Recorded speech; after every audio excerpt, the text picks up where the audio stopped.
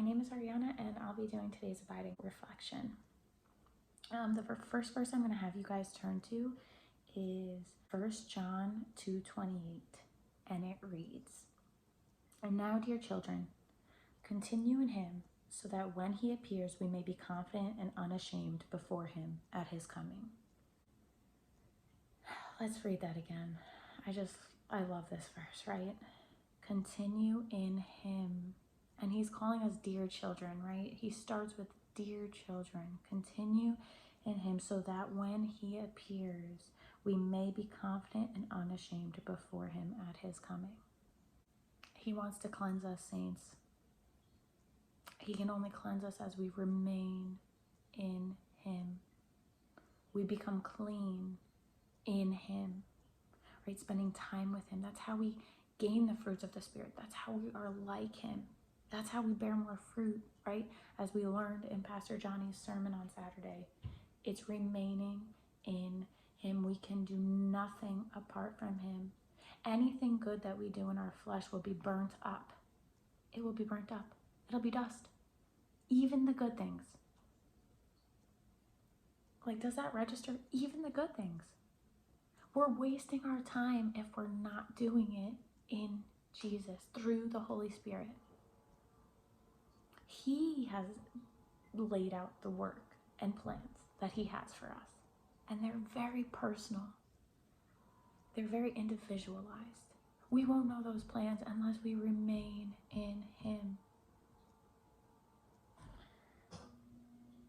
He's just shown me, like, Satan is the ultimate deceiver, right? And any time that we, for instance, are giving into fear, that's a battle that I've struggled with, fear. Anytime I'm giving into fear, that means I'm placing my faith in Satan. That means I'm believing him more than I'm believing Jesus. How convicting is that? How wretched is that? His perfect love casts out fear. And he's shown me this. And he does it gently because he's so kind. So I struggled with this fear of this protection of my kids, right? And I was just battling so bad one night. And I was like, just Lord, like with everything that's going to happen in this world, when you read through Revelation, so it's certain things you read through the Bible and the things that are happening already, I'm just like, Lord, I'm scared. And I heard him say, just be honest with me. And so I told him, I said, I'm afraid that you're not going to protect my children. He wanted me to say it out loud. And why? He already knew that that's what I was thinking, but why did he want me to say it out loud? Do you know that my own words convicted me? As I said it out loud, my heart was convicted. And I realized that all along, did I think that I was protecting them? He's the one who formed them and knit them together in my womb. It's all by his hand. Satan can do nothing to them without him giving permission. Those are his children, just like I'm his child. Satan can do nothing to me without being given permission from God. Paul knew this very well. Right when he was stoned, he knew that it wasn't under the authority of the people stoning him and throwing into prison. He knew that that wasn't it. They might have thought it was them and that they had this authority and all of this. He knew that it was all under God's hand and there was a purpose. Anything that happens to us, saints, is for our good and his glory. Do we believe that? We have to look different than the world. Fear is cast out through his perfect love. How are you going to know his perfect love unless you remain in him and choose to believe him? Pastor Johnny said something to me that will stick. He said the biggest thing that grieves the Father is when we don't believe him. And you know what? That convicted me again. Why did that convict me? Because I realized that I don't always believe who he says that I am. Do we believe his promises? Do we believe who he says we are? He wants us, like in this verse, right? He wants us to be confident and unashamed before him at his coming. Saints, he is preparing his bride. He wants us to be ready. He doesn't want us to fall back in fear when he comes. He wants us to run towards him with a clear conscience. Right? He's cleaning us. He's making us pure, white as snow. Another verse he had given me is Zechariah chapter 1, verse 3. And it reads, "Therefore, tell the people, this is what the Lord Almighty says. Return to me, declares the Lord Almighty, and I will return to you." That is a call, saints. Is he first? Are we putting him first? What are we struggling with that's keeping us from him? We need to let him into those areas so he can clean them out. You know, he's showing me that fear over my children, that was an area that I wasn't letting him touch.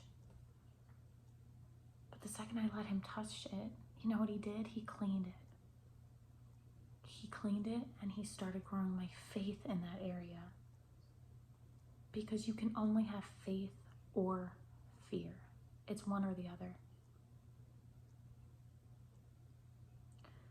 Another picture he's given me is when we stand before him in heaven, his children, right? When his children stand before him in heaven, our judgment looks different. That's when we'll be given our rewards for the work we've done, right? So there will be this huge line, and he shows me this picture. There's just this huge line of everything I've ever done. And then he takes fire to it. And you know what? All the deeds that I did, even if they were good, that I did apart from him, will be burned in that fire. I don't want to waste my life, saints. When I look back and think of the deeds I did I do them in my flesh, or did I do them in the spirit? Was I being obedient to the Lord? Or was I doing it in my own strength? Was I relying and being dependent on him? Or was I using my own knowledge, my own wisdom, which is foolishness? I don't want to waste my life. We can't waste the time that he's given us. It's short.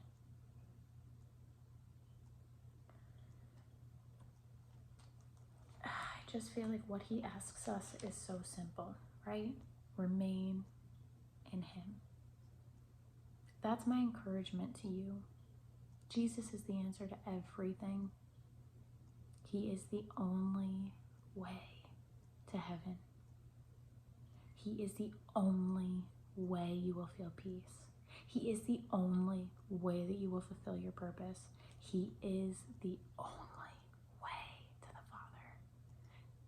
That's it. Nothing in our own strength. It's all meaningless if it's not in and through him. So I just want to encourage you, saints, run to him. Bring him. Be vulnerable. Bring him all the most wretched pieces of yourself. Ask him to search your heart like David did. He will. He wants to clean his bride, and he wants us to run to him when he returns. What a beautiful picture that is. Not holding back in fear of our shame and sin and regret, but running to him with a clean conscience, knowing that he accepts us as we are because we've already had fellowship with him. We already know him, and he knows us. Be blessed.